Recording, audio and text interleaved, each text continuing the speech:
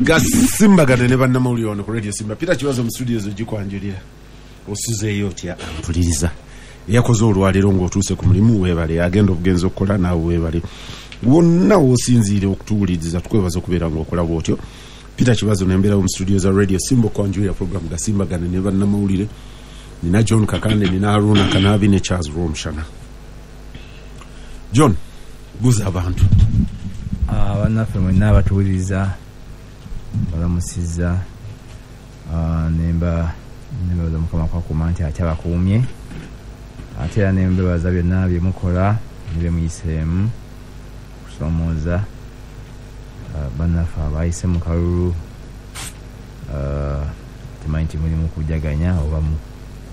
musanyu n'abaagudde naye si nkomerero ebyokukola mu nsi bingi. Charles, abatuwuliriza abaagalwa era okusinkanya ab'emyoyo emirungi Katonda w'amaanyi. Haruna kulamusako batuwuliriza yonna gye muli n'okwongera kujjukiza bannayuganda nti ensonga y'obulwadde buno obwa COVID mukulu kibazo toluusi tugenda ne tugiragajjaliramu naye nga ndowooza weeri nnyo ddala Bulaaya nadde mpulira mu wiiki eno ndowooza okwosa jjo bagenda okuzibya olunaku nga bantu 108 mu lunaku lumu bafudde kati ate waliwo n'ekigambibwa nti waliwo COVID ekika ekipya new variant. Actually bangambye nti kyekoze bannayuganda e Bungereza eri omukwano gwange omu omanyi bizinesi nzibu ne mu kufa tusuubuliramu y'obusuubuzi bwe buli mu kuyamba kuleeta bafu. Lwaki weewuunyanga ne wano tulina abatunda essanda tulina abatunda cases z'abafu funeral service si business y'obukugu bwe buli mu ku evacuatinga bafu naye yanga nti abafu abava e Bungereza baweerera ddala nga bannayuganda eno variant empya eya COVID erabika etukoledde ddala. Babaze ku myaka 6 abantu 1000 eri yasooka variant yasooka COVID yasooka yali etta 10 ku bantu 1000 kati eno variant etta 14 yungiddeko bana ate nga baga nti esaasaanyidde ddala amawanga agawerera ddala so tusabe Katonda atuwa amagezi agasobola okuba nga tukubaffe abasiraamu tukkiriza buli bulwadde buyina eddagala naye oba tolina bakulimanya bumanya waweebiri eyo nga nvuddeyo mukulu kibazo kozi ng'era tukyali ku nsonga y'emu eyo Kakanda atera okumpeereza ku message naye leero teyanyeze ne mukulu kibazo nga America president yayingiddeyo n'aga nti bana bino si bya kusaaga ononyokunkwasa n'abakooba sinaba oli agendedde ddala mu palamenti onoonya okunkwasa n'abakooba nti nze ndi ku social media naye bw'asanga teri kunvunaanirawo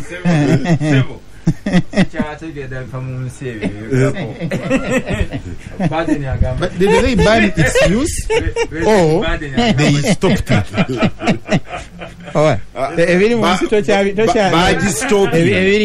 Baji stopping ndoza ne bale abantu ne babayita omenya teeka nga president alangire nagamba Facebook ne WhatsApp are banned. Bwakola that declaration fine naye bwagamba naziyimiriza nayimiriza emikutu eyo kati nze nga nkufuna declaration why president yamwita Idi Amin naye yakola declaration nti minisi zazikiriza wanakwata omukyalo omutwala mu kooti omulamuzi n'agamba nti oyo yali forofoto tewaliwo omusango gwonna ino koodi tekyusibwanga ekya president kigende kumpa full order n'ekyo birangirira mu roadside proclamations. Yes, he's just nedda omushana aleme kubuzaabuza bantu but I'm on trial for what? For the same order. You don't have a good order. Which was made into a law or a regulation. Which one? Not a order ya president. Yeah. Bwe yamala okuyisa no lindako bwe yayisa ebiragiro office ya attorney general yabi extractinga ne babitwala ne bifuuka statutory instrument. Ate kankubuuli kamutegeeze instrument eyo si ya president ya minister of health. There is already a ruling Professor, that the order of the president is a lawful order. Professor Senpewe akinyonyola bulungi ndoza chokwa ntizo nga kimisinga is a pronouncement. Yes, tezikola mateeka just for political purposes. Naye instrument is signed by the minister under an act. There's enough force of law. Era ndabye abantu bangi nga babuza president yalagira internet eveeko simanyi biki naye Uganda Communications Commission yawandiikira yalina okuwandiika yes abaali bakozesa ebintu ebyo abatuwa service eyo n'akootinga n'etteeka tyokusinziira mu Kawaayiro 5 n'ataano mujjeeko si mulwali biwandiike n'asayininga n'okusayininga Irene Kagwa Sewankambo mukazi muganda wawu genda maaso mbadde anti bagamba amawulire naye muwabiza abantu naye yete yasosola. I don't think we have done a service people. Muwabiza abantu nkugambye mu trial yange omulamuzi yamazidde okululinga the president is authorized by law to issue a lawful gendo appealing. And give me a precedent. I will be very glad. Omulamuzi give me a precedent. simanyi mulamuzi wa kikashi naye ebyo bayita cadre judges. Tubitaddemu emizanyo. Gwe oyinza okuba ng'oli victim w'abantu abatamanyi oba abaagala okugyawo ekintu mu ddiiro. Mukulu Kibazooka tugende mu maaso naye ndowooza njagala kusooka kuyozaayoza mu Uganda waffe mukwano gwaffe mukulu Bakaluba Mukasa omutandisi wa programu eno mukulu Kibazooka simbagane ne bannamawulire yazzeeyo ab'emukono ne bamugamba nti wajjangu tukuwe yaliko omubaka wa parliament yagambye nti district yonna tukikoze eki tugimaamidde naye ndowooza era kimanyi nti munnange bamuwadde buvunaanyizibwa oba Abaganda baga nti akuwa obwami akuwa kulya naye ajja kulyako naye simanyi oba buba bukumpanya oba baga nti osasulwa mu spirit eyo naye apo kabanaga nti evuddewa ekyo kyali kirabu n'agamba neweevudde ntuttewo lunyiigo ebyo teyabitegeera bulungi era sebo mbadde nsaba nenaguga nti twagala tufuneyo ku budde tugende tulabe omwami oyo atuula ku Entebbe Road awo oddemu omubuulire bulungi oba teyabitegeera bulungi. Mukulu Kibazooka tusookere ddala ku nsonga y'amawulire naffe agatukwatako we tuyingiridde wiiki nga kooti nayo yawadde ekiragiro nenga nti ebintu bino ebyali biteereddwawo akakiiko akayitibwa Media Council nti Kakande takkirizibwa kuwandiika byakulonda n'ebikwata ku ggwanga okujjako nga bamuwadde ekiwandiiko bagaye nti bifufululufu era kooti neeragira abapoliisi abo bonna majje ababadde bayimiriza bannamawulire nti babataddeko permanent mu Luganda kiba okukomezebwa okwenkomeredde gwe biwandiike wanje gwe biwandiike byafulumye mu mawulire era sebo biri mu mawulire kooti yakukkiriza okubiwandiika kati gwe biwandiike kooti neega nti muyiseewo we muyina okukoma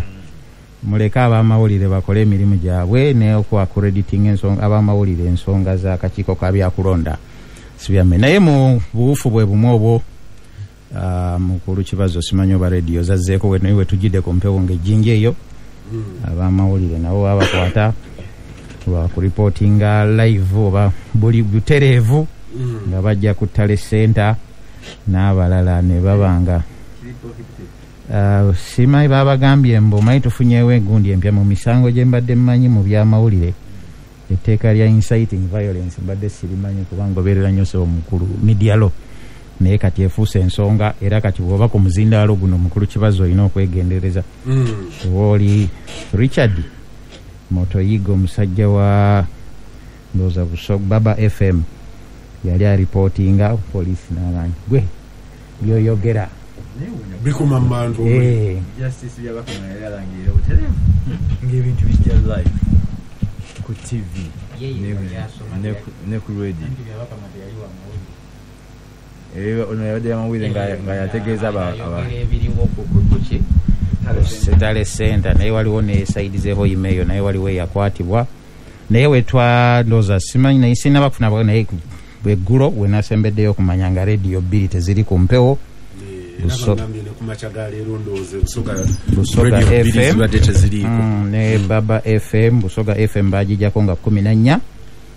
naye nga RPC ye yalagira eveeko Regional Police Commander ne Baba FM nayo nga 21 nayo yavudde ku mpewo naye nga nalabyeko statement yafulumiziddwa ekibiina ky'abannamawulire ekirwanirira eddembe lyabwe ekya Human Rights Network for Journalists nga babuuzizza omukulu wa polisi n'aga nti twafunye ekiragiro okuva eri Deputy IGP era n'aweereza abantu wano radio nezikola ki alabika mukwano gwa Romshan nezivaako si nsonga kabeere mutwana naye yazigadde ekyo kimukwano eyo nga tuvuddeyo n'abakulembeze b'ebweru mukulu Kakandono yabituwadde bulungi nnyo nabo baweereza obubakwa obuyozaayoza His Excellency President Museveni nga mubo mulimu Vladimir Putin wa Russia, Magufuli, Uhuru, Daniel Ortega, simanyi oba n'abalala obwa Rwanda twabulabye buja kujja somo obwagize kambadde neebuuza bwebuuza lwaki anoonya obutanajja mbadde mbuuza Kakando nabo eba yabufunye we now have a new IGP nkubuuza obwa Gaboni babuulidde ne Cameroon ne Irani ekimbuuzisiza sebo wamama mukulu kibazo n'abatuwuliriza ibadde ensonga nti obwa Magufuli mukulu Kakande yabutulaze obwa Uhuru Kenyatta ngade nebuza mu spirit ene ya East African there is South Sudan ngato na koto jubuzi yaweereza nayo sebumeri nayo yaweereza si deka kubreka unonyesa ato obwa president Facebook yade ebuga follow information obwa president Uhuru Facebook yagambye nti gwe mubale bula toyogereke nogandi abantu balonze mirembe gitaji era enkulakulana ko Facebook gwolebula mujjako ajja ku Uhuru Facebook Google ne Twitter nani era sebo sikweka ne Google nayo we bukeeredde olwaleero nga bali mu kugugulana ne omukulembeze wa Australia yabaga nti oddira ebintu baagala kubasasuza nti bwembanga ntaddeko amalega nga New Vision nga gogenda okagabira abantu buli ayagala yatuukako nga nze ntadde mu sente tugabanaawo okokola ki emisango mingi gibadde mu Bulaya nsonga eyo Google babbi tekiri no doubt they are fraudsters Google yagambye nti tetukolera ku ebyo ebiragiro tetujja kukola ki naye nalabye president wa Australia wa prime minister nengandi ono babeno baba bamulabyeko bazina amazina mayi yagenda tetujja kugendera ku biragiro bya Google bwe baba baagala okukola bakolere mu mateeka agaffe aga Australia nengandi kale tunaalaba mukulu kibazo neera weekend okulonda kwaba kulembeza ab'ebitundu nako kubaddewo Kampala bagenza okumaliriza nga ddala kituufu omulodi akola ki waali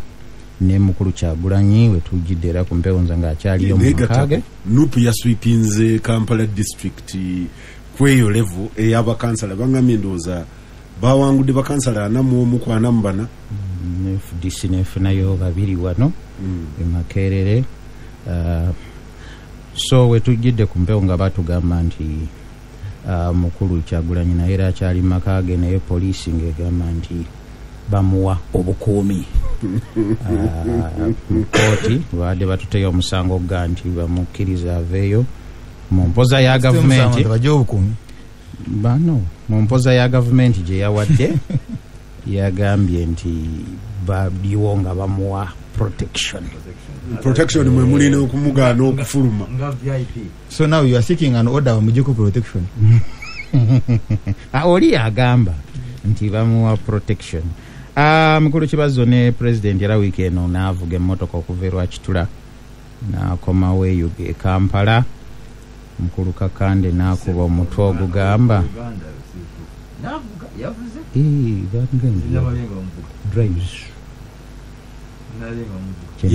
yali alaalise kuvuga naye nze we namulabyeko ng'ayimiridde yabadde yegwe bavuga. Mukulu Kibazo Mukulu Kakande n'atuwa amawulire agaga nti crowds receive Museveni n'ateeka ekigambo mu bimyu grand entry into Kampala. Nsoma byabadde mawulire naye nga nti omusasi w'efitina bivaako sebo amawulire ago gawandiikibwa mu mpapa za Uganda zonna negawane ku TV naye ku simba nje tuliko naye yagatutte naye lwaki oteeka nti amawulire ga Kakande Kakande lwaki buyagala okweganda naye Mukulu Kakande the two moderators bona bali malicious bona agamba walo kiweerabidde nupu ya sweepinze councillors naye watuuse ku grand entry akitadde wa Kakande naye se wame kyasinza okunyumiramu omukulu moderator nga wonyamba Kakande alemeke nti ebigambo biri abitadde mu bumyufu grand entry ngeri ya Yesu ngaye amalo okuddayo mu dictionary ndabe grand entry ezaji naye Yesu bwabayingire Yerusalemu nsansa kubo baliridde naye munange omusajja gwe bayita Kabuleta muzibu. Kabuleta yagambye nti ekyo kyakulemberamu ennaku ntono ne bamukomerera wali ekorogosa. That man is very malicious. naye munnaye ye abadde alaba ensonga sequence bwetambula nti bwova ku kino ekiddako kino kitegeeza nti abantu abakubira akalulu olina okwegendereza omubaka wa Butambala n'atuuse omulonde kati era olaba engeri gyatusengazize mu style grand entry era ndowooza Mukulu Kibazo abagasimbagane tulina okubeera nga twesinako eyagitandika gayi kati chairman wa district wano betutuula nabo tulina ba honorable babiri balamba kaakati naye ne Mukulu Segirinya abadde wa naye honorable so simba ekola omulimu munene nnyo naye Mukulu Kibazo mbadde nkyakugamba nengenda mu Oxford Learners Dictionary ndabe advanced ekigambo grand nanga impressive and large very important. Now our deputy IGP inokujja because and ku interpretation police kunoonyereza kulwaki wagenze nane yagala kutegeera luzungu ono lwakola ki Kakande lwakozesezza tuwandike bingi simu yakoka dictionary wandigeze ne mwetimoloje y'ekigambo n'okebera gye kyazaalibwa nja kuddayo ndabe. Mukulu Kibazo nga tugenda maaso mangu nnyo ng'era bwe mmaliriza Mukulu Kakande abadde n'emitwe emirungi nnyo ennaku zino agambye nti NRM dominates what wins big in workers and elderly elections nengandi kale wins big naye there is wins chanda badde chimara have to add another one ekyo kyennyini win big nganga empangula gye yawangudde nga nnene nnyo naye n'akakiiko akalabirira oba akalondoola eddembe ly'obuntu mu Uganda Human Rights Commission nako ku luno wiiki eno kaavudde ne kaga nti okulonda kwabadde kwa mazima na bwenkanya n'emirembe emizibu n'emirembe ntuga nti kale omanyi ishu eyo na taking it of interest muyo ate bwoli awo Uganda tewujjayo bintu naye statement yawe yagamba for clarification kati abayo bayinza okuba nga yogerera naye statement yagamba polling day was peaceful polling day was peaceful and harmonious naye mu Luganda yagamba n'agamba okulonda kabadde kamazima na bwenkanya ebintu byanjawulo. No, they are the same. Because polling day kwe kulonda. Okulonda is polling day. Kati birebe yale bisigadde is campaign bichi. Abo gambo oyina okugata ngolya nti wins big. Nawe oyina okuteeka konti okukuba akalulu. Okulonda is the voting day. Anti kyekyo kyennyini okukuba akalulu. But what is done kwe kulonda? Okuviira ddala eri mukulu kibazo wetumaliddeko wiiki nakyo nga Ekereziya Katolika naye mukukungubaga olw'okufiirwa omu ku bannaddiini ababaddewo ddala nga bakulu nalabye abantu bamwogerako bingi kyabadde musajja ng'ekigambo kyakiteekawo nga ye nga bwakiraba naye nga siga nti amala gateekawo onaga nti amala googera naye nga ebigambo bye abiteekawo mu butuufu bwabyo n'ebibadde mu Church of Uganda mukulu kibazo ebyo sijja kubyogerako naye nga nabyo gyebiri bibaddeyo. yasazeewo ayina prerogative ekitegeeza nti wunzika kanaabi alina censorship gy'akola. Sebo ne tumaliriza nga owa moderator baabukuwadde omulimu baguwanze banga nti londa mu byolaba negambye the grand entry nagirabye kati bonna baminisita babaddewo n'abalala bakkiriza abamu nti bakkiriza nti okubawanguddwa nga muno neyagadde nnyo omukulu Ameria kyambadde omwagadde nnyo yakkiriza n'aga nti mukyala Rosemary Seninde Gwano gwange Reagan okumu naye yaŋŋamba nti kamanda Muyengo mukulu Lukutana naye n'aga nti kituufu akalulu kanzigyemu Erioda tugende mu maaso lwakuba Erioda ye yagasseemu omunnyo Professor Erioda yatugambye mbu n'okuwa abatajja kuwaaba after era naye mubeere nga temutofaayo nnyo waliyo ebirala eriyo naye yali omubaka omulala minisita yaŋŋamba nti waayi ebbanga lye nasinga okunyumirwa obulamu nga munnabyabufuzi nti bwe bampangula mu primary omutima ne gukkiriza nti sigenda kuddayo mu kalulu munenkuŋŋaanyanga ssente zange egyo emyezi okuva mu palamenti lwe nasooka okulaba ku ssente za palamenti nti ziba na nnyingi. So abantu abo nga bagadde batukoze bulungi baga nti akalulu katuwangudde mukyala Seninde n'aga nti ye mwetegefu okukolagana n'oyo awangudde era n'atuwa naga nti sikyadda nebye bawangudde abawerako babadde bakkakkamu n'ataata esimbawo nga yeesansabaga awalampa Ekereziya nalabye n'abalala baga nti minisita press conference yajjo Minister for the Presidency yagambye nti ekizigo kituuse okwogerwako Ekereziya bamuyitaani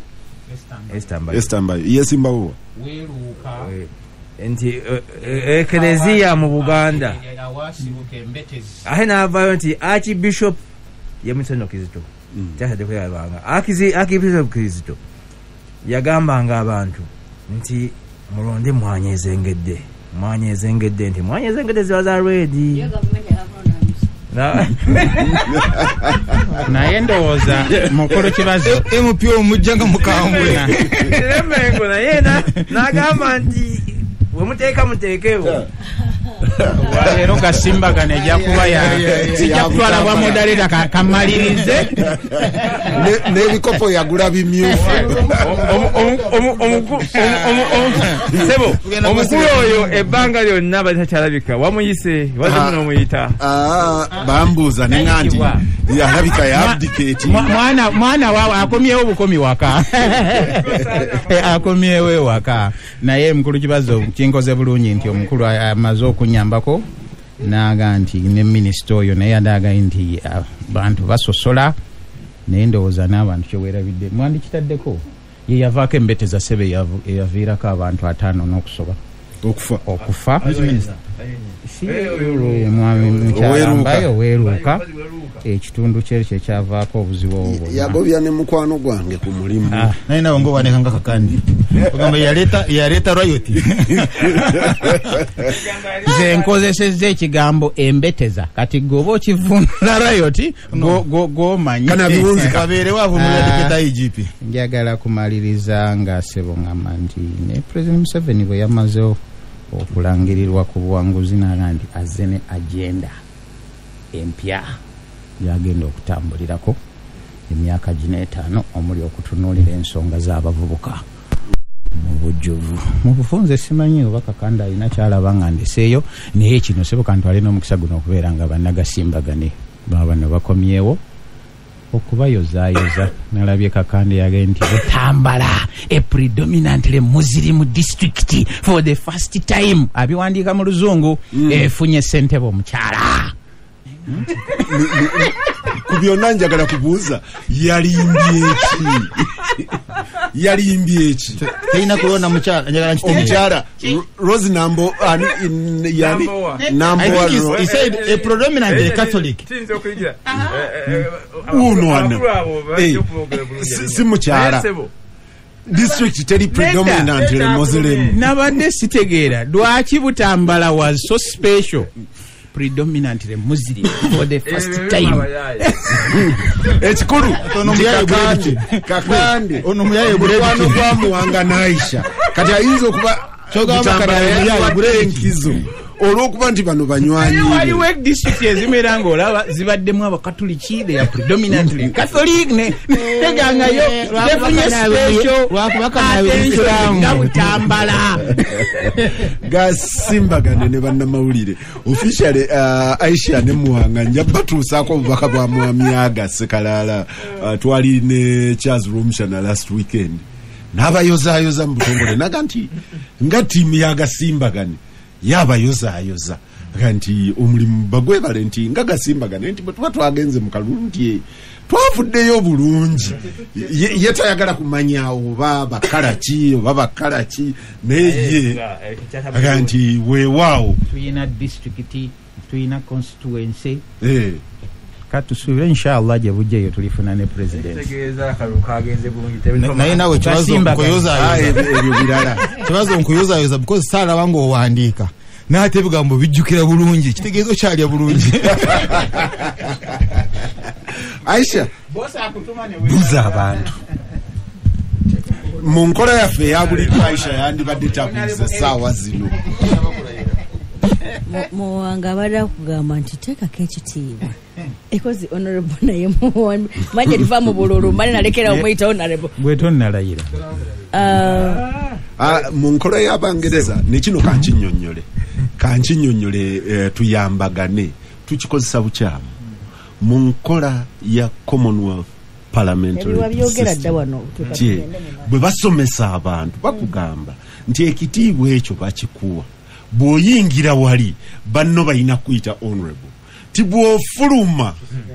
nti kisigalayo bw'ojja eno kati obeera Haji Muwanga obeera Hajati Aisha eri Ebungereza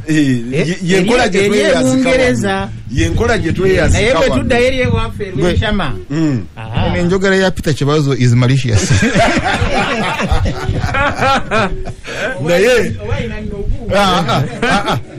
nze singa obusanyufu enkola ya Uganda ate yawukanamu kati okifuna mpaka olaba ne baprofesa mu nkola entuufu bakuwa obwa profesa okumala akabanga okuprofesinga bw'otakirinyuwinga nakuwandiika osiizinga okuba ne wano oluyo olukikombako afana mukulu Kibazo esekend bwe twali mu CA twakidebatingako because bali tebagala kutuwa title ya honorable bagala kutuyita distinguished bagala kutuyita distinguished because twali tukkirizibwa okukola rules of procedure nga parliament and nitwikiisawo nti we are also honorable. Yes. So you are honorable by law. Okay. Aisha omanyi candidate ye kagwe nakubira kasimu obudde obwo nga akalulu ndoza nga bakatandika okubala akalulu eddakiika nga 3 agambo wae kamalo kebera kwa Aisha oba yebase oba kyasobola okubanga takwata eno kuddamu ngezekide nemanya nti nze Aisha yakwata esimu manyi nina omulundi muwanga lwe yasooka okwesimbawo ebutambala namunoonya okumala ennaku nnya nga simufuna nga musanyufu olwo kikulukunyu gwe baali balangiridde era nanoonya muwanga nentandika nakubira bamulirwano neŋŋa nti bamulabyeko egindi ti nenvuga neŋŋenda we yali asula eno tannadda nenoonya mukwano gwange Haji sigenda mwogera linnya saagala muteeka ku muzindaalo konze Haji muganda nga aluwa wayi gyali kankunoonyeza akasimu kwali kati ku luno naga nti Aisha kamufunirewo malo okumanya bw'oli musajja noonya odonga oto olabonamu Aisha buuza abantu Peter kantwale omukisa guno okwebaza Bannayuganda abadde bayagaliza Aisha obuwanguzi in particular njagala kwebaza abantu b'ebutambala abayiyewo omubiri kaluka Aisha kadeka kuliwa omubiri gw'amaanyi lwa nsonga nga bavuganye nabo beewaana buli kimu beewaana sente beewaana amaanyi balina emmundu balina byonna naye ne bayiwawo omubiri obadde oga nti ono yagamba election day yali very peaceful genda ebutambala bakubuulira emiggo gyaluma ku election day buli omu aga nti bankuba emiggo miyite omusajja omu yabuuza abatali balaalo emiggo gyaki ate batuli omusajja omu yabuuza batuli bazikola mu ki ngawulira ennuma gyerumamu kyako balina kiti kye bagikolamu kyanjawulo naye nebaza webutambala okuyiwawo omubiri mu sitayiro zonna Peter nebaza Radio Simba kubanga amawulire gadinde ngafuna nti radio zonna zikuwogeddeko nnyonyo naye Simba ekikukoledde naddala mu byentalo ebyo nti asinga okukuba yawangula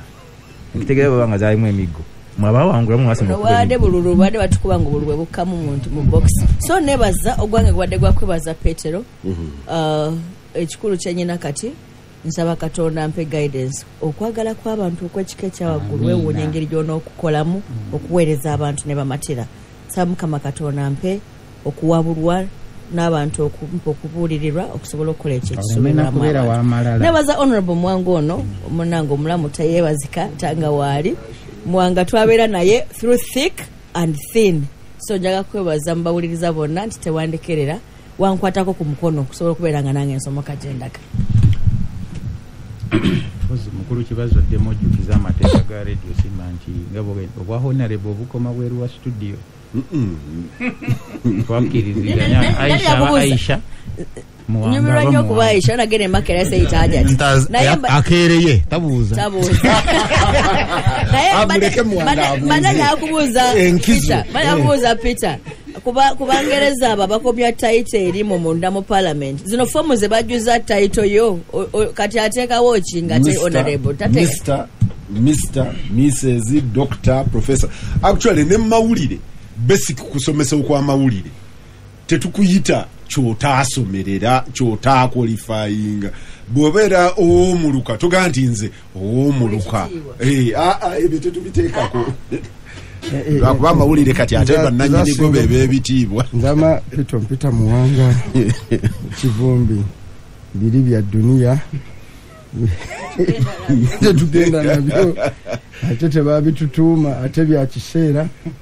essawa yonna obivaako tetwaga kufuuka nga bano abagamba nti era nkyaliwo nkyafuna agenda buli kiseera ajjawo n'agenda endala etaliggwawo naye Katonda tunaalaba bwana agikyusa naye kakati okolimyemu sikolimye oba kyosigaza nange okufaanana Aisha Peter kaneebazeemu Bannayuganda bonna ne okusingira ddala abewaffe eyo omulundi guno batubedde mu ngeri etagambika ne bakola omulimu ogw'ettendo era okukakkana ng'ewaffe eyo ab'ekibiina ky'omukulu ono w'entebe tebannawangula wadde akafuna akamu si bwa kansala si bwaki n'olwekyo kyako kankaleke kafitina n'omunene we yalondera kanene we kankaleke n'olwekyo era sijja kwogera kaakati tuwebazaamu akensuso neneebaza ne bannange bonna bwe tubadde tukola nabo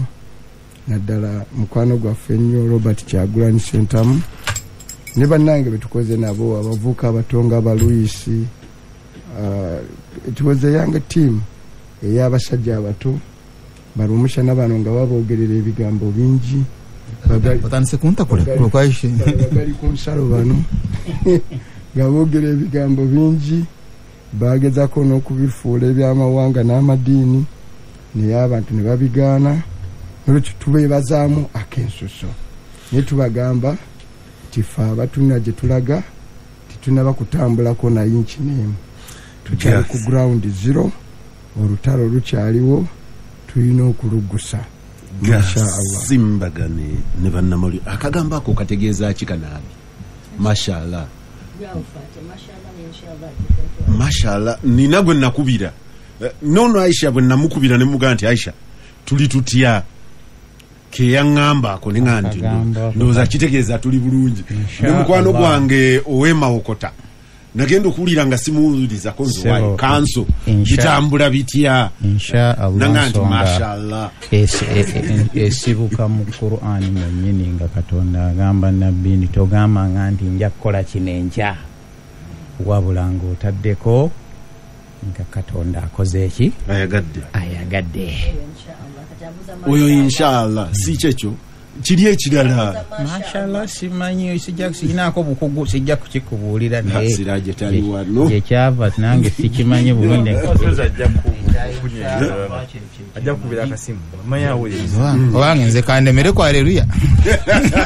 kubanga muwange era kyagambye nti tujja kutuuka gye tugenda inshallah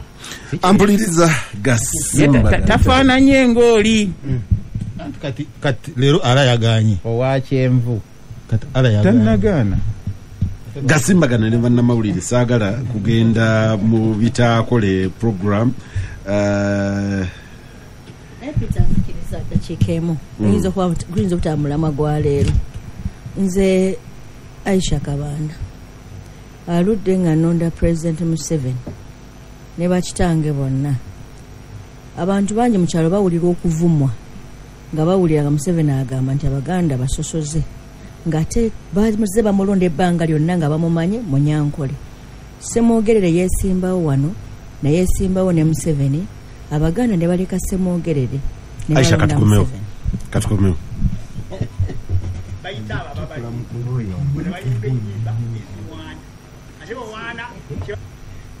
ebiralo jja kubyogereranga wali we batakukwatirako gasimbagane ne bannamawulire bayita abo ababalimba ne bayimba ennyimba eziwaana ate bowaana kyebawangudde bayita abo ababalimba ne bayimba ennyimba eziwaana ate bowaana kyebawangudde eddoboozi libampadde lirabika likutuseeko bwana Kakooza Mutale ndoza banaddamu ne balimpeereza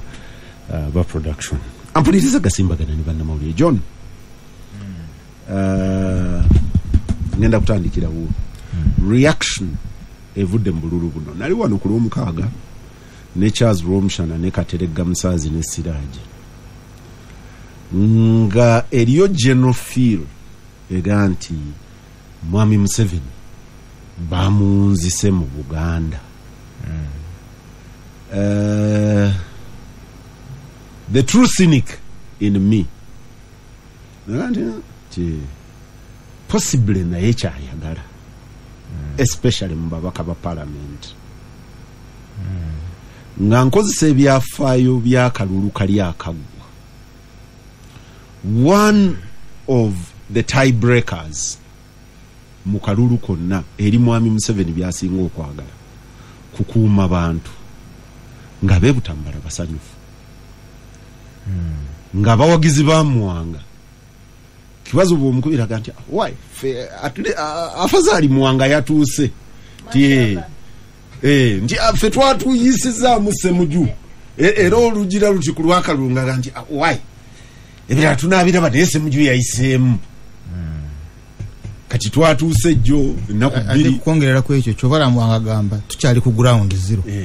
ennaku 2-3 nti olinga mbuza nga why omulodi waali kati ab'omulodi essaawa eno basanyufu gwosanze afuluma wano mama disejirinya honorable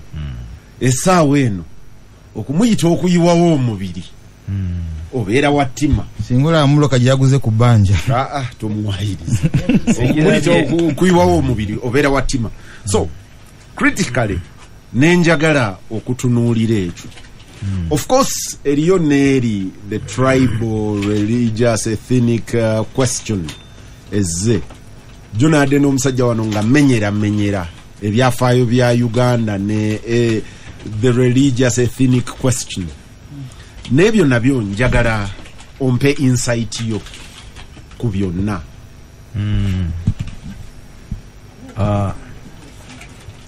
mukulu kibazo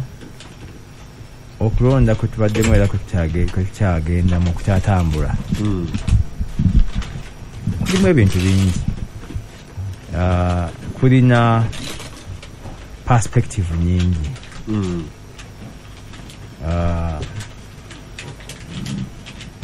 kisinziira naye obudde tebuyinza kutuukiriza mu bufunze nnyo kwogera ku byonna ekisooka kyenja okusooka okwogera nti sikwabadde kusiima kwa Museveni oba kusiima kwa NRM ekyogedde abakulembeze ba NRM kyogedde nti bayisiddwa bubi okuba nti bawanguddwa mu kitundu kino ekya Buganda ekyogerwako nnyo nti ne kuba pulezidenti ne Busoga nayo ne bawangulwa n'ekyo tetuyinza kugamba nti Museveni kyeyayagala oba NRM kyeyayagala kubanga tukimanyi bulungi nti Museveni ne NRM Museveni abadde ayisibwa nnyo bubi yasooka n'ayisibwa bubi okuwangulwa mu Arua n'okuwangulwa mu Kampala kansooke nkuwe omanyi nabuuzizza ekibuuzo kanabinaga nti luli oluwarabu lulemamu naye liyampeerezza ye ndowooza mu kuseeseetula bagamba nti mubamanyi nti kati wano bwentuuza bakanaabi ye abeera atudde ku majirisi ulama ampeerezza naye nga si bibye kijjeyo nga bwe kiryaga nti kino kitegeeza what God has willed has happened nti Katonda kyayagadde kituukiridde kaakati mukulu kibazo ekituufu kiri nti bw'oba badde ogoberera ebiva mu kulonda emyaka egijja nga gijja buli kulonda okujjawo kibadde sayini ng'eraga nti President Museveni NRM egenda ekkirira mu Central Region ndowooza ekyabaddewo nti wabaddewo acceleration mu kukkirira singa wadde otunula ddala figures ez'ababaka ba NRM mu ggwanga bawangulwa nga margins si nene nnyo babadde bawangulwa noga nti Sempija awangudde ne Gundi awangudde naye nga margins zigenda zisalika kati ekyabaddewo nti kyatipinze mungi gumu naye ndowooza nga emanyi nti Museveni atunya nnyo figures era zaagala nnyo ekyabadde akiraba kiyinza okundowoozesa nti bwe yakirengera kwe kuteeka amaanyi mangi nnyo mu bitundu ebirala mu North ne West Nile nga manyi nti at all cost yo Buganda ejja kumusumatuka mpozi ekiyinza okuba nti yayewunyisizza kwe kuba nti n'ebitundu badde alowooza nti wakiso kale ne Masaka nkitegeera naye Luweero okay n'ebitundu ng'ebyo Kiboga naki ndowooza ekisinza okuba nti kyamukoze ki kyamuntu naye badde trend badde ekkirira era sirowooza nti ejja kulivaasinga olowooza nti Buganda kati ojja kusanga ng'ate kati egenze ne mu areas endala. Ekyokubiri ye debate ebaddewo nnyo badde yogerwa Catholic Church Abaganda naki yasoga naye nja kutegeeza mukulu Museveni nja kutegeeza mukulu kibazo nti tuyinza kufaanana na Museveni wakirirwa omushana ekibala tankitanisa okujja nakyo naye nja kutegeeza mukulu kibazo ngayogera ne president so casually eri ebintu bingi byetayinza kujja mu politics. Omwe tubeera mu nsi mu luzungu waga nti we live in deception. Eri ebyo twogera naye nga tukola birala naye nga reality egamba ki eri ebintu byetasubira kujjamu mu nsi yonna across the world. Lwaki abaddugavu balonda Obama? Kubanga yalina programu ensingi gye batalabangako yali kaddugala munna precise. Kati oyinza okugamba nti bali ba toibalist in that sense ba racist naye omuzungu alonda muzungu agamba nti oyo white supremacist naye omudugavu alonda omudugavu munne tebagamba nti black supremacist. Okay, kakisinzira naye agala okukola narrative. Who writes the story? Kakati wano oyina agamba nti Abaganda basosoze niba bakitogera nti Lwakitula balonze nani oyo Ekiruhura abalonze president nti nabo basosoze ne wabalwa omushana gye balondanga igana kuyigana. Abe Lwakitula balonze Museveni in love. Abe Buganda balonze in hate. Balonze mu buchayi. Balonze mu kwagala. Mu kwagala mu buchayi. Muno mwe mulonda mu buchayi. Because we are talking about Museveni. Yeah. Naye mukuru mutobala Aisha Kabanda agamba ye bamulonze because tebamulaba mu yero. Yeah. In other words, tebalonze lwakwagala Aisha, tebamulonze lwakantu bamwagala. Bamulonze because they hate the other one. Now we don't mukuru sekandi Edward Chwa vice president Esther Mazamu yagambye nti mwandironze nini mulonda stranger ne muleka wonzo muzale wa. It's the same thing. It goes back to the same thing. Nti eriyo wolowozebwa nze kulange nando nsi abwenkanya neiba wa Museveni okulonda omulala kyendowooza era babanga neiba we yesimbyewo mwirana wanga yesimbewo nga MP akalunoka mumma watakubawo something very fundamental makati gamwawo kubanga neiba wo gosinga okumutegeera mwiba mukwano omumme ebirala naye akalunoka muwa era naye bakutegeera nti akalulu wakawadde owebunaayira n'okamumma nkoka santi embeera hejja kuba nnungi. N'olwekyo twebe kwebikako bula ebyo byonna bibaamu constellation ebyamawanga ebyeddiini ebyawo nokaddugalo ate si bipya era mukulu omulala bwe yeesimbawo ng'avuganya ku bwa NRM vice chairman Eastern. Wawire byavaayo nti oyo omusajja mayindi ayinza otya okujja wano naye n'abanga yagala kifo kya NRM oyo tyali tribalist. Abaganda fuuka ate that's even worse. Basimbagane ne bannamawulire John omanyi nga nkyusa omuzindalo ngende wakanaabi omusajja omu munnabyanfuna erinnya ngezaako okulijjukira originally mu Germany naye asomesa Colombia bwe yali commentinga ku by'aya have become among the most successful entrepreneurs in oba business managers kubanga bamanyi abaabwe n'atubalira ebitongole ebisingamu abayindi ababikulira. Actually yali was aga nti kyampisa mbi economically. Muwanga bwabeera Muwanga omusiraamu omuganda n'alekawo edduuka lya Muhammad Kibazo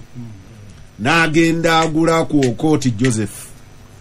Aga nti the first basics of any society is identifying your own, and then you look at the global picture. How does our own fit in the bigger picture? Nti your consideration eyokubiri ya how do we fit in the bigger picture ye kusazisa unonga nti tumaze oku identifying Kibazo our own nti no sustaining kino twetaaga na alliance ne Kanabi nayo n'ogikola. Abali kuno